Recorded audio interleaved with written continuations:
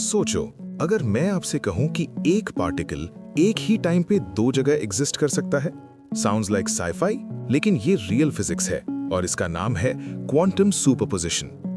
Physics के classical world में चीजें सिंपल होती हैं, या तो बल्ब ऑन होता है या ऑफ, या तो कॉइन हेड होता है या टेल। पर क्वांटम वर्ल्ड बिल्कुल अलग गेम खेलता है। यहाँ एक इलेक्ट्रॉन सिर्फ एक पोजीशन में नहीं होता, बल्कि मल्टीपल पोजीशंस का कॉम्बिनेशन होता है, जब तक हम उसे ऑब्जर्व नहीं करते।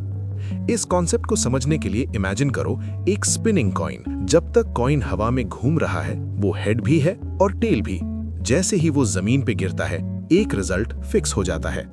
क्वांटम पार्टिकल्स भी कुछ ऐसे ही बिहेव करते हैं। इलेक्ट्रॉन का एग्जाम्पल लो।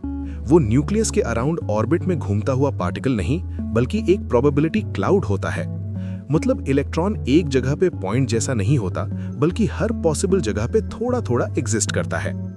और सबसे माइंड ब्लोइंग पार्ट, जैसे ही हम मेजरमेंट करते हैं, सुपरपोजिशन कोलैप्स हो जाता है और पार्टिकल सिर्फ एक स्टेट चूज कर लेता है। जैसे यूनिवर्स कह रहा हो, तुम देख रहे हो, ठीक है, अब मैं डिसाइड करता हूं। इसी कॉन्सेप्ट पर बेस्ड है फेमस श्रोडिंगर्स कैट एक्सपेरिमेंट, जहां बिल्ली एक ही टाइम पे जिंदा भी होती है और मरी हुई भी, जब तक बॉक्स खोला नहीं जाता। आज इसी प्रिंसिपल को यूज करके बन रहे हैं क्वांटम कंप्यूटर्स, जहां नॉर्मल बिट्स के बजाय क्यूबिट्स होते हैं, जो 0 भी होते हैं, 1 भी होते हैं, और दोनों एक साथ, थैंक्स टू सुपरपोजिशन।